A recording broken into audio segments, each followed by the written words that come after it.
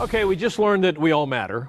Yes. But we also live in stressful times, from politics to everyday anxieties.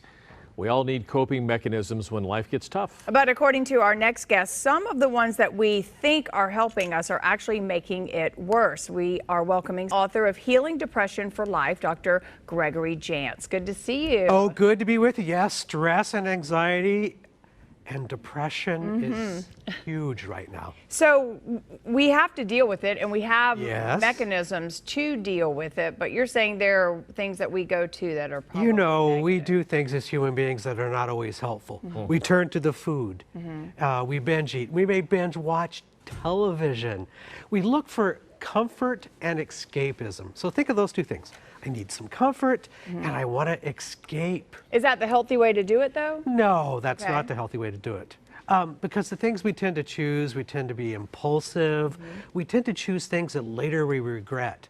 It's that night you just spent and you go, wow, I just ate a half gallon of ice cream. What Yeah, happened? but how's chilling out in front of the TV for a couple hours? How's that bad? Okay, I think it could be okay Yeah. if I've got good time parameters. Here's the thing, when I'm stressed out, I have high anxiety, I actually end up making decisions I usually later regret. And I lower my, what I call impulse control. I'm just more impulsive. It's like, if you're stressed out or depressed, don't go online and go shopping. What about You'll hit a taking lot of trip? You also Oh, say a don't trip. go on a trip. Well, okay, vacation, time away, always important. But sometimes we'll go away and we will spend money and we will pretend certain things don't matter when they really do. And we come back with a lot of regret.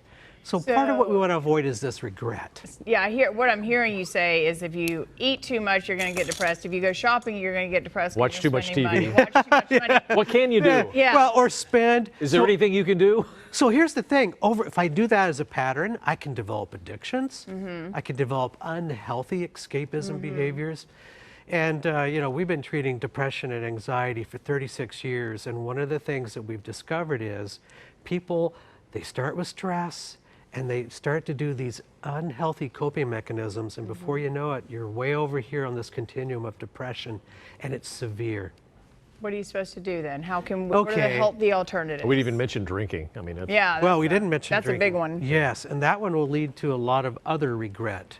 So about half of the folks that we see actually have an addiction that started because of stress in their life.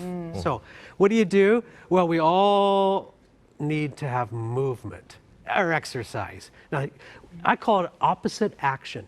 You've got to engage in behaviors that you don't feel like you want to do. So if I'm stressed out, the last thing I want to do is go out and go for a walk, for example. It's funny when I'm stressed out or sad. That's the first thing I do. Is I put my yeah. running shoes Okay. on and I go run. But see, that's excellent. You've started a pattern, and that's a healthy pattern. So, and I need to continue that.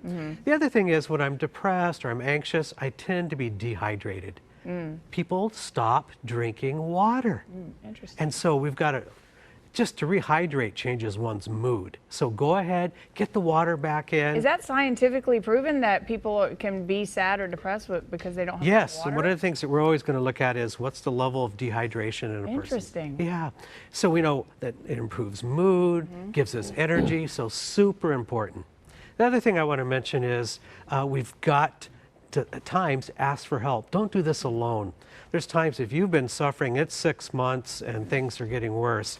You know, there is a time to go, I need some help here, and to ask for help.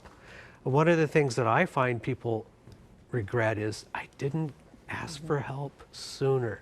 What does depression and anxiety look like? What's it look like? Feel like? You know, the depression, anxiety, it's like the gentleman who told me the other day, he goes, it takes energy just to breathe. So I'm so depleted, it's affected my sleep. I'm not feeling restful, even when I do sleep. It's going to affect my nutrition, the things that I'm putting in my mouth. Stress and anxiety is going to also produce a lot of cortisol in the body. What's that look like? That's the stress chemical. And that's going to cause me to really always be on edge, agitated.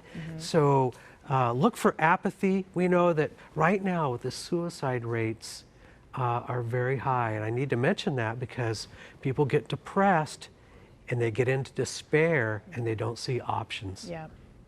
Well, thank you. A lot of good insights. Well, we can do this. Yes. All right. At least we go running. Yeah. Yeah. At least, Do the at least do the exercise exercise. All right. Again, Dr. Jantz's new book, Healing Depression for Life, is available everywhere books are sold and at Amazon.com. And then maybe I might eat a box of cereal afterwards. Just Okay. It'll be healthy. There we go. I'm There's sure the it will. sugar. There it is. Yeah. I'm sure it'll be There's your healthy binge. cereal.